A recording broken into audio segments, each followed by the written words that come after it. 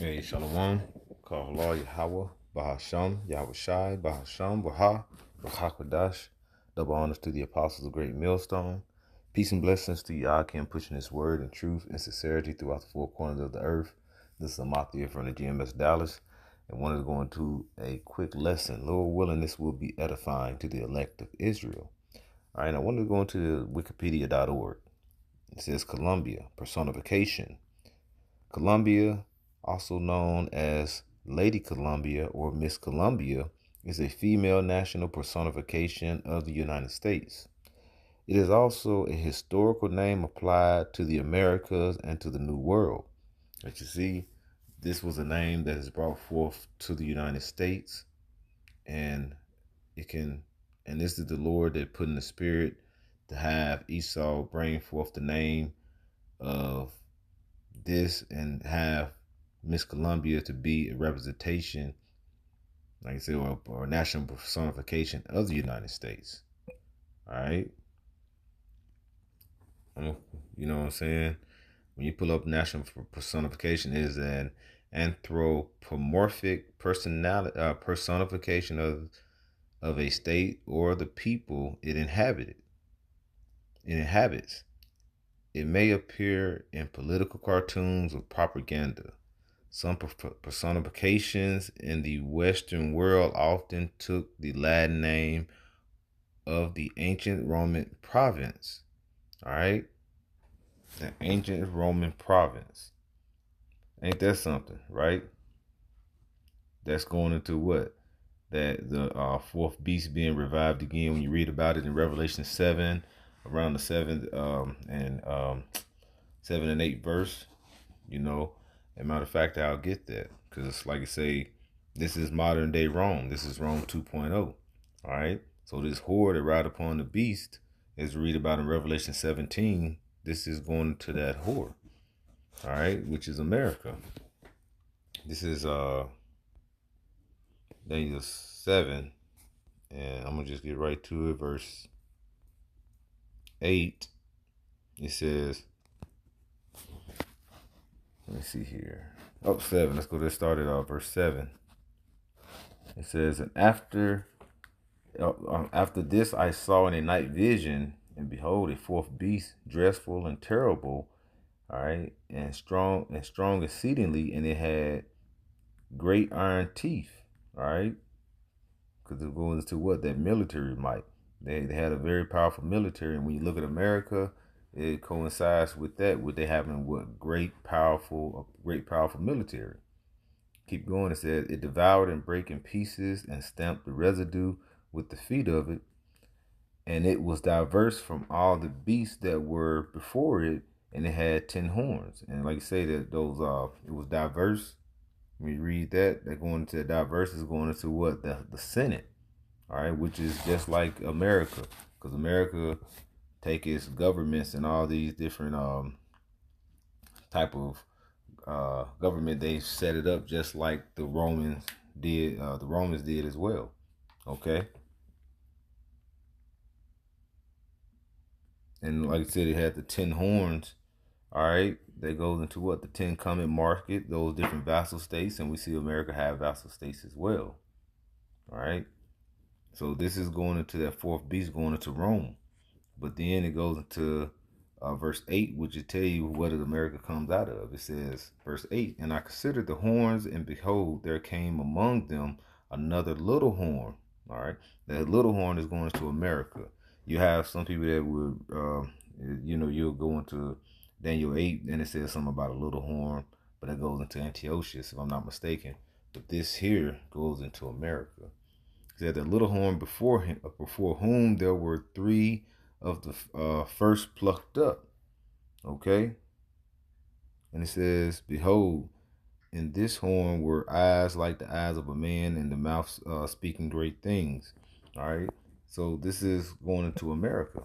All right. This is that little horn that came out of that. And then we look at the Western world. As they often the Latin name or the ancient Roman provinces. This is going just going all the way back to this right here, the Lady of Columbia. All right, that other little horn that came out of that fourth beast. All right.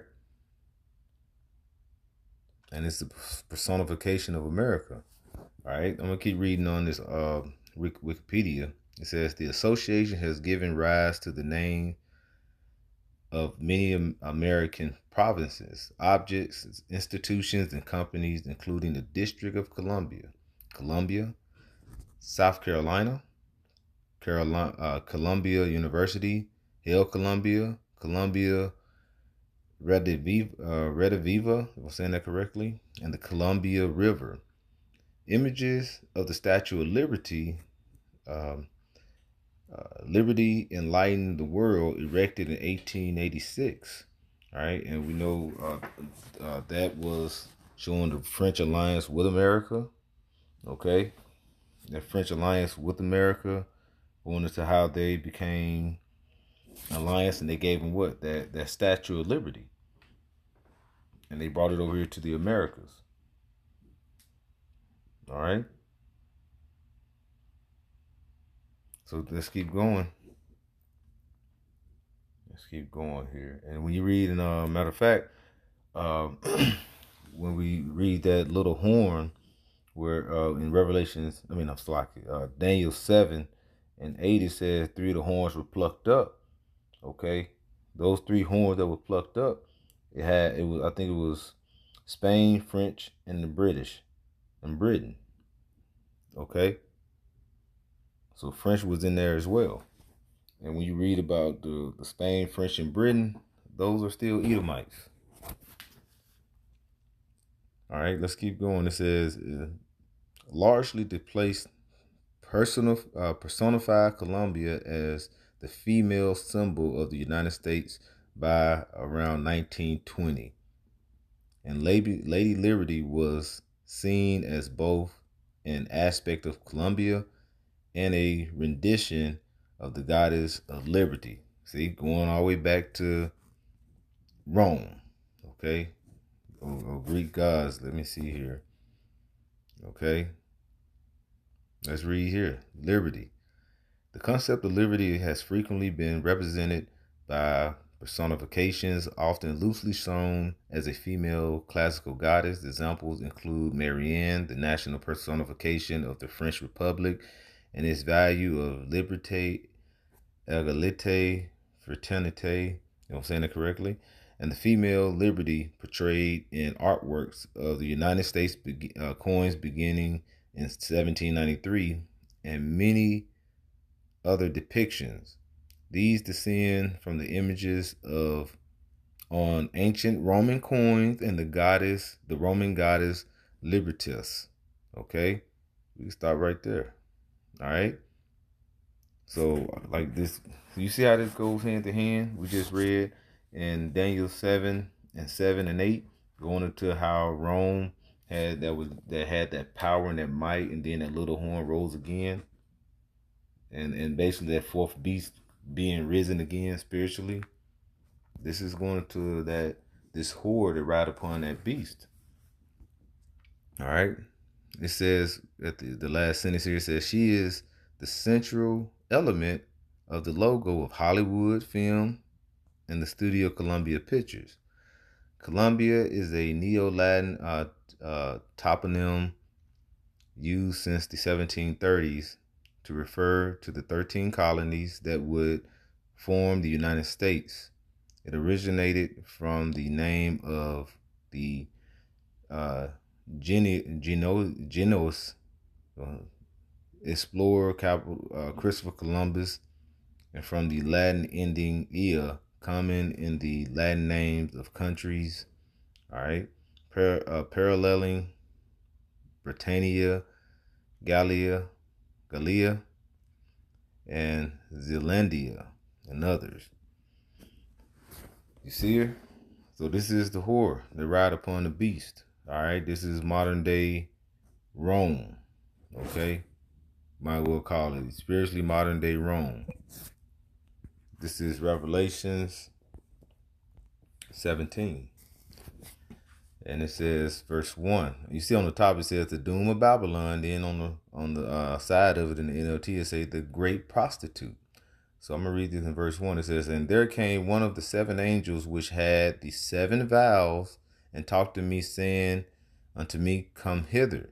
And you see these seven angels with the seven vials. The seventh vial is that the Lord's anger, that last destruction before the kingdom of heaven.